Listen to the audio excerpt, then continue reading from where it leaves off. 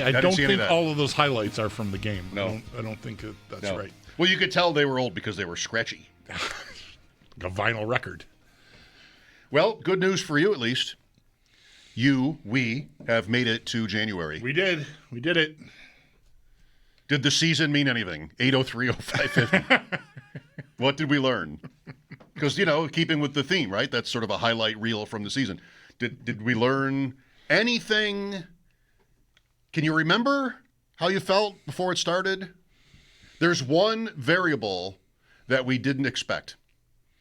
New England being this good. Right. And I would say Denver being this good. Any given year, the Bills or the Chiefs or the Ravens or the Bengals or any of these teams can stub their toe and something can go wrong. Burrow missed some time. Jackson missed some time. Not entirely why their season's unraveled, but to some extent, it's a large factor. So that can happen to pretty much any team any year, but I did not see Denver being the number one seed or New England winning 13 games. 14 games, excuse me. Jacksonville even won 13 games. And a bunch in a row, right? 8 in a row? Yeah, they're on an 8-game heater. Yeah. All 4 teams in the AFC that won divisions in 2023 won them again in 2024. The same 4 teams. This year, none of them did. 0 for 4. I think only one team in the entire league won their division for a second year in a row, and it's the NFC East, which hadn't had a back-to-back winner in 21 years prior to this year. Gotta love it. So there's the NFL for you. There aren't even that many teams in these divisions. So there's only 4, right? Bring it on. I'm excited about all of this. What did we think the Bills would look like going back to the beginning? Well, they might struggle to get open. Check. Do they have enough in terms of the pass rush? It's okay. Pass defense, good. Run defense, less good. That's the same. That's not out of line with anybody's expectations or shouldn't have been. James Cook backed it up. He was good or great, and he was again. So the numbers are different. That's not surprising, but he basically repeated. Yeah, he had almost 600 more yards than he had last year and only, 4 fewer rushing touchdowns than he had last year. So regression did not really come for him in a significant way, unless you really want to get hung up on the 4 touchdowns. But, it's still, he was great. He deserves every accolade and every cent, I think, that he got paid. So, I don't know. What did we learn? I mean, I know I was hopeful that, the year began without Hoyt and Ogunjobi with 6-game suspensions. And I was never one getting really bent about, I'm glad Ogunjobi's there now considering what their depth looks like, but I didn't feel like that's a meter mover. Hoyt, I thought, had a chance to be that. And maybe by now they'd be settled into, they've got a really good unit there. Everyone knows what they're doing, and they know ways to use him and everyone else because of it. And then that lasted a game and a half. So we didn't really get that bump. They've gotten by, though. They've made do. And for all the crises that their run defense had, the amount of conversations that has generated, I was talking with Sneaky Joe on Twitter about this yesterday, and I've mentioned it in here. Show me where it really hurt them. Games that they lost this year, the Miami game, I think, is the only one you can really point to because late that game got out of hand with a couple of big runs. But other games where they got gashed, Atlanta, it was 24-14. If I can play on offense at all in that game, I probably overcome that. Well, that's what New England was in Foxborough, because New England did that to them too. Yeah, right. And they did overcome that. But you needed 35 points. Yeah, that was a lot to ask. Yeah. It's not much to say, but you just have to have it line up now. Because you can't lose anymore. That's right. You can lose to Atlanta, but you can't lose this week. You lose this week, and this thing in the end ended up being a bomb, right? To lose in the first round against the Jaguars is not anybody's idea of a good result for what the Bills have been. Yeah, no. I don't want anyone to be confused by my respecting the Jaguars and finding them to be the least desirous matchup option, and it's ended up in our laps with like they shouldn't be able to beat the Jaguars. I just think it's harder than some other game. I think Baltimore or Pittsburgh, either one would have been an easier matchup. Turns out it would have been Pittsburgh if only Indianapolis had been able to close out the deal yesterday with Houston. It was so close. They were right there. Right. But anyway, I'm not like the Bills are favored. I think they deserve to be. They're the more accomplished team. They've got the more accomplished quarterback. Like all of it lines up. If they had gotten the 5, we'd be talking seriously about another home game, I think. Oh, yeah. This week. For all the goodbye to the stadium in the air, the 5 versus the 6 to me is a big difference in that context. Not that we know, but man, so then it would have been Houston at Jacksonville or at New England and the Chargers at the other one. And, one of those teams winning and the Bills winning against the Steelers. And you're lining up and you're home right in the second round. Denver versus the other guy. And then they actually needed both. You need both upsets. Right. But still, that would have been crazy. That would have been crazy. I mean, now that it's all set and it's settled down and you sort of look, I do this. Like I've been for 3 weeks talking about 5, 6, 7 and getting the 5 and being home because 6 and 7 win. Now you look at it's all set. Like the Chargers are not going to New England and winning. Is what I think now when I look at it. That doesn't mean that it still can't happen. But I feel less optimistic about it. Not because the Bills aren't the 5, but just because now just looking at the matchup, I guess I might have liked them more if they had ended up drawing Denver. If New England had gotten the 1 and Denver was the 2, that's a division game, and I feel like that's more likely to pull an upset there. I don't like the matchup with New England at all for them. But yeah, you're still in a spot where it could happen, but it's less likely because of the way it all set up, I think. I think, not to get right into that other matchup, but I don't know if this is how you are doing it. You might have a sort of a flashback or an instinct of old Chargers teams going to New England. I mean, there was at least one playoff game where they got destroyed, and maybe you're sort of seeing that because I don't know. I mean, the line is 3.5 there. That's decent respect for LA. Going to 14-3 New England on the road at night. I mean, that's the theme of this whole field is, except for Carolina and maybe the Steelers are next. Nobody's that good that everybody wants to back them. I'm doing fantasy tournaments that I do every year with different friends, and you always have some obvious names because it's one guy per team, and you want them to play, like Allen has a chance to play 4 games, whereas the 1 seed can't play 4 games. Right. So there's always certain names that are kind of obvious, and Allen's has been one. He's been the 2 seed for the last 5 years. So that's sort of the perfect way for it to line up. And okay, well, now he's the 6, but he's Josh Allen, and he was QB1 again. But it's road versus home, at least for the first 2 weeks, whereas when you're the 2 you get that benefit, yeah. They're favored last year against Denver by how much? More than a touchdown. Yeah, I don't remember the line, but it had to be at least that. Steelers the year before. Miami the year before that was 14. I think these games have been looked – the 2-7 games not only have been pretty much blowouts, except for – well, that was a blowout too. The 1 year Green Bay won as the 7. There was still a blowout. I don't even know. I have them all right in front of me. The closest 2-7 games are Bills-Dolphins and Bills-Colts. Bills-Colts was a pretty close game. Yeah. Bills-Dolphins was kind of a fluke. Yeah. But still, every other one of these close. games Yeah. is double digits. So anyway, the point is you'd have Allen going into the thing last year he's almost a lock to win the first game. Then they're at home again and, onward. But you don't have that. And that's not even May, I think, because they're favored by 3.5 points. Yeah. Green Bay, I think, opened as a favorite in Chicago. Today I saw Chicago -1 in the 2-7 game in the NFC. Still. So you can do anything you want. That tournament is just messing with my mind because there is really no chalk. And you like to have a few guys to either just sort of lock in or play against. So here we go. You've made this point about Jacksonville for a while now that you think they were the toughest draw. And I've not been so inclined. And I don't know if I want to get talked into it or not. I'm not sure I want to be convinced that Jacksonville is.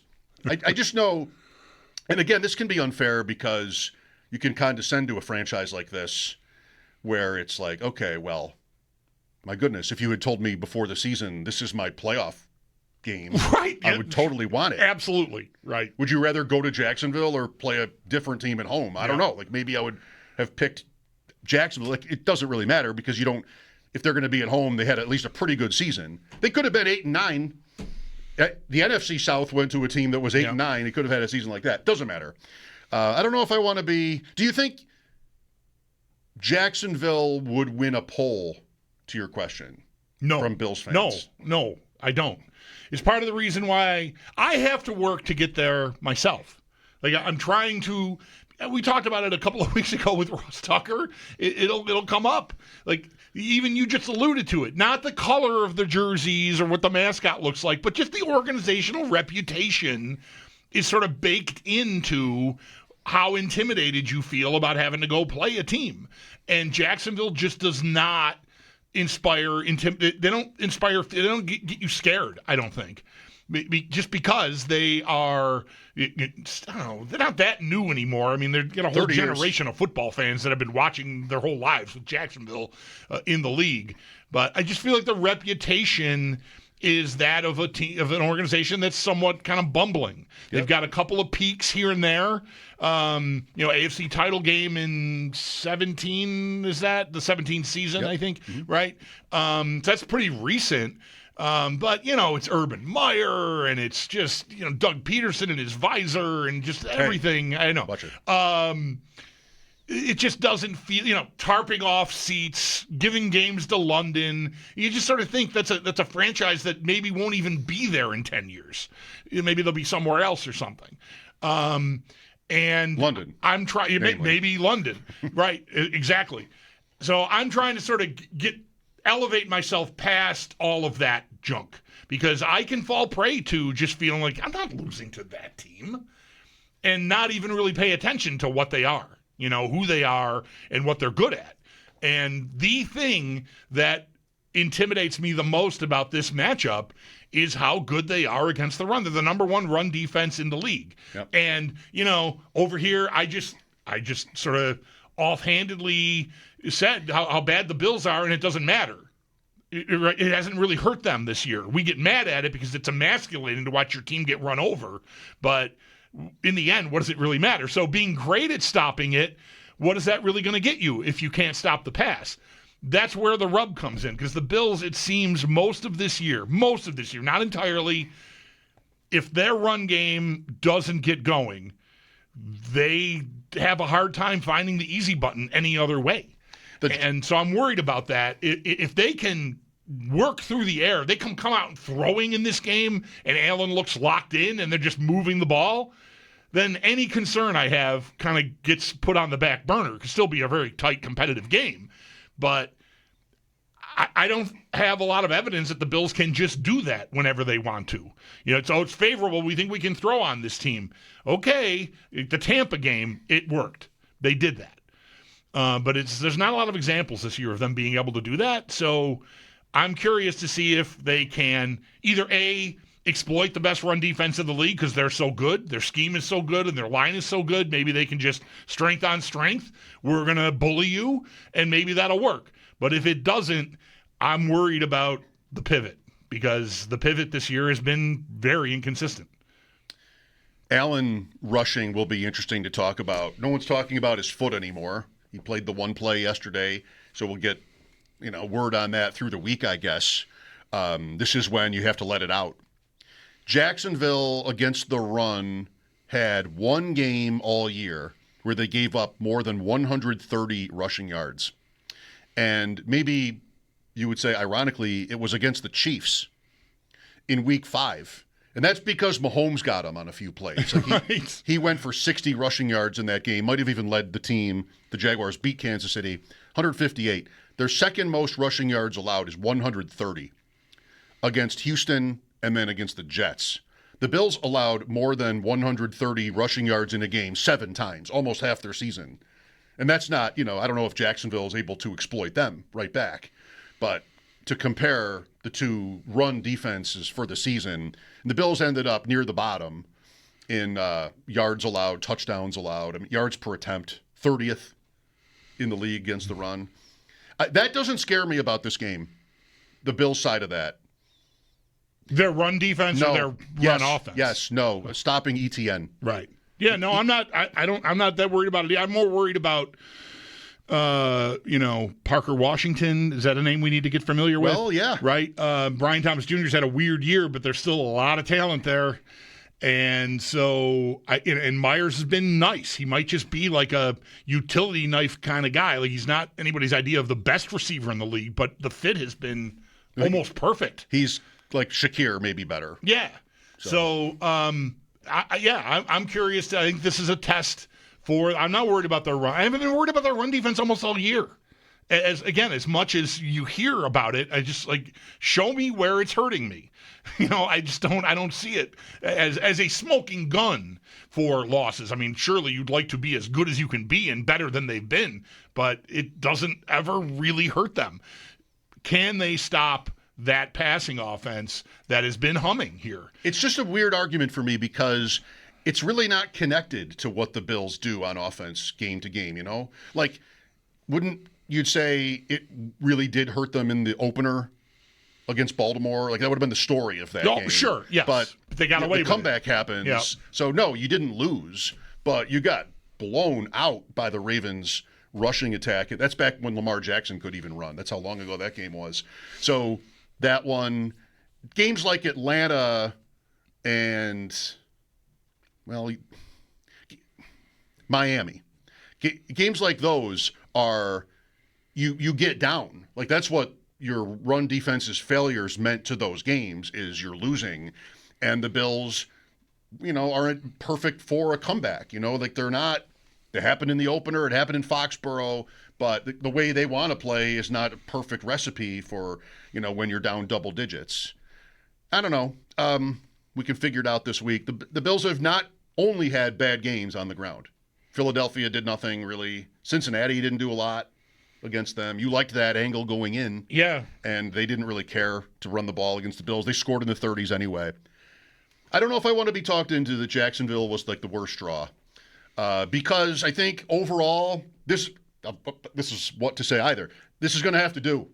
Well, right, exactly. It's what we've got. Right. And there's no more wishing and trying to manipulate things with your choices and how you handle your roster and everything. Like the pool is the pool. You're in where you're in. Tears may or may not have been shed upon closing the ESPN playoff machine tab this morning. Always a bittersweet day. And the Athletic or the New York Times playoff odds and all that. It's over for a long time now, sadly. 803-0550. Eric Wood, Sal Capaccio today. Football Monday on WGR brought to you by Northwest Bank. For what's next, get started at northwest.com. Mentioned New England, 3.5-point home favorite against L.A. Houston is a 3.5-point road favorite in Pittsburgh. Would they have been favored in Baltimore? I don't know. They blew out Baltimore this year, but I think we kind of all looked at those two teams differently, the Steelers and the Ravens, and yet I was not at all surprised Pittsburgh won because they just one way or another. What a night that was. We were so close. That was incredible. To maybe being done with all of the Steelers people. Right. But not now. Not for another week at least. I had to. A year. You imagine? I'm imagining us in the same. Maybe we'll get to this situation. I don't know, but that game ends and like the camera, you're sort of watching to see whatever interactions you're going to get, right? And so it's jumping around. Here's Harbaugh walking out. Here's Aaron Rodgers. Here's Lamar, and they cut to Tomlin, and the camera's on him, and he does the beating his chest and like blows a kiss. Yeah. And I'm just like, man, if that isn't directed at his critics, I don't know what it is. And we would be talking about that until next September, I think. Because, he knows, I'm sure, that People are coming for him. They have been for 5 years, probably. I don't know. Maybe that's too long. But it really has gotten loud. And he gets a missed field goal as time expires to survive, and he's standing there at midfield going, like, I'm not going anywhere. That was amazing. Win's a win. What a troll. That was tremendous. Well, worlds collide there because they have lost in this round, usually badly, 4 straight years. They've also won their last 23 Monday night home games. Right. That is nuts. That's another stadium. That's on turf. Against Phil Simms, I think, is the quarterback who beat them the last time they lost a Monday night home game. Wow. Giants in maybe 88. Really, up 23 times. You know they always get those games. Yeah. And they never lose them. So we'll see what it means, if anything, to Houston. We'll decide later what it means. Right. This game is on a Monday. So here we go. I mentioned Eric Wood today, Sal Capaccio as well. We'll look for your calls after a break. 803-0550. How do you feel about Jacksonville? Of course, many fans talking about the emotions of yesterday. We're here for some of that as well today. Mike Schopp and the Bulldog, thank